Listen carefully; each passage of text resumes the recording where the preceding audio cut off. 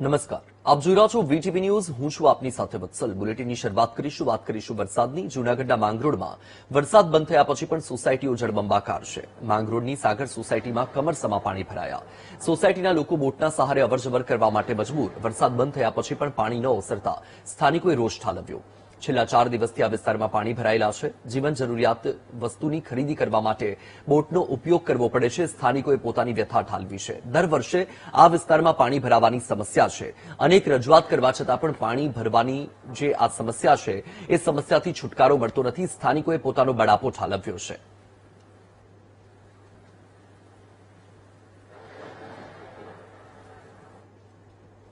માંગરોળમાં જે 20 થી 25 ઇંચ જેટલો વરસાદ આવ્યો છે અને લોકો ક્યાંક ને ક્યાંક પરેશાન જોવા મળી રહ્યા છે. સામાન્ય જનજીવન છે તે અસ્તવ્યસ્ત જોવા મળી રહ્યું છે. આપ સીધા દ્રશ્ય જોઈ શકો છો. લોકો છે તે હવે બોટમાં બેસીને ફરવા માટે મજબૂર બન્યા હોય તે પ્રકારના દ્રશ્યો છે તે માંગરોળમાં જોવા મળી રહ્યો છે. કારણ કે છેલ્લા 3-4 દિવસથી જે વરસાદ આવ્યો છે અને વરસાદ બાદ આ પ્રકારની પરિસ્થિતિ છે તે સર્જાઈ છે. પરિવાર સાથે લોકો ક્યાંક આવું જવું હોય એટલે બોટનો ઉપયોગ કરતા નજરે પડી રહ્યા છે. આપણે અહીંના જે સ્થાનિકો છે તેમને પૂછવાનો પ્રયત્ન કરીશું. કારણ કે જે પ્રકારે બોટ લઈને, શું કહેશો, આ બોટ લઈને ફરવું પડે અત્યારે? હા, બોટ લઈને અમારે ફરવું પડે છે. અમારે જે જીવન જરૂરી વસ્તુ લેવા માટે આનો ઉપયોગ કરવો પડે છે. અને અહીંથી અમારે દૂધ છે, અનાજ છે, શાકભાજી છે લેવા જવા માટે અમારે આનો ઉપયોગ કરી ને ઘર અમારે પાણીમાં ડૂબેલા છે. એટલે અમારે અહીંથી આ પ્રકારે આનો ઉપયોગ કરીને જવું પડે છે. અમારી તંત્રના પાપે જ આ બધું થાય છે. આ વર્ષે નહીં, દર વર્ષે આ રીતનો પ્રશ્ન છે. હવે આના માટે અમારે બોટ વસાવી પડે એમ છે. કારણ કે જીવન જરૂરી તો ચલાવવું તો કરે ને જીવન. અત્યારે બધી જગ્યાએ અમે જોયું આ બોટ બાંધી હતી એટલે વસાવી લીધી એવું થયું ને? હા, એ આ પ્રકારની વસાવેલી છે. કામ ચલાવ જે કહેવાય છે ને એ આ પ્રકારે વસાવી લીધી છે. શું કારણ છે અહીંયા પાણી ભરાવાનું? પાણી ભરાવાનું કારણ એ છે કે પાણીનો નિકાસ ક્યાંય નથી. અંદાજિત તો 20 થી 25 ઇંચ વરસાદ થઈ ગયો છે એક દિવસમાં. ચોક્કસથી જે લોકો છે તે હાલ આ પ્રકારે બોટનો ઉપયોગ કરતા જોવા મળી રહ્યા છે. કારણ કે જે અલગ અલગ વિસ્તાર છે, સાગર સોસાયટીનો આ વિસ્તાર છે અને લોકોને ના છૂટકે પરિવારજનો સાથે ઘરની બહાર નીકળવું હોય ત્યારે આ પ્રકારે વસ્તુઓ લેવા નીકળવું હોય ત્યારે આ પ્રકારે બોટનો ઉપયોગ કરવો પડતો હોય છે. બાળકો છે તે પણ હાલ આ પ્રકારે નાની જે કામ ચલાવ બોટ છે તેનો ઉપયોગ કરી રહ્યા છે. એટલે કે તંત્રના પાપે હવે લોકોને બોટ વસાવી પડે તેવા દિવસો છે તે જોવા મળી રહ્યા છે.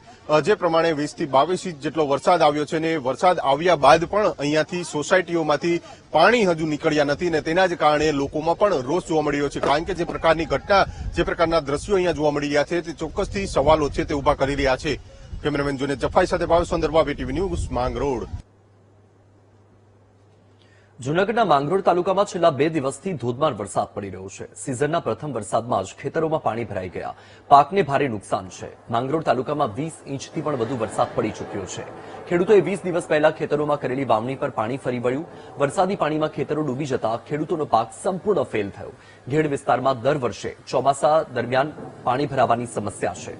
દર વર્ષે નદી અને વરસાદનું પાણી ભરાતા ખેતરો જળમગ્ન બને છે.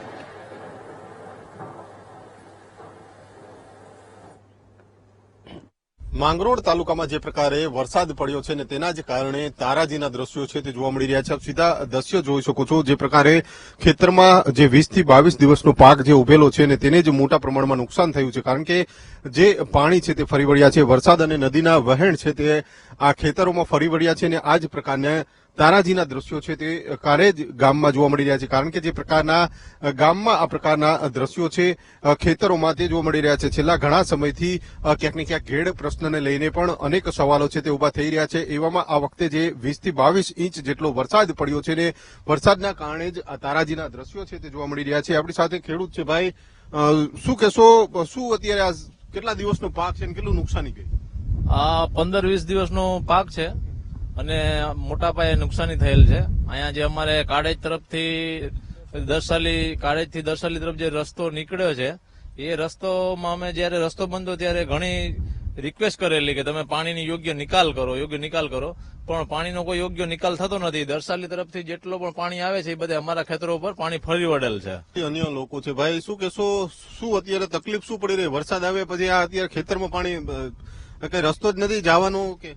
ના, કોઈ રસ્તો નથી. પાકને નુકસાની એટલી છે, રસ્તાની ઓર કોઈ બીમાર થઈ જાય તો લઈ જવા ક્યાં, એવું મુસીબત થઈ પડી છે અત્યારે. પાણા અને ખાડા છે ચારીકોર.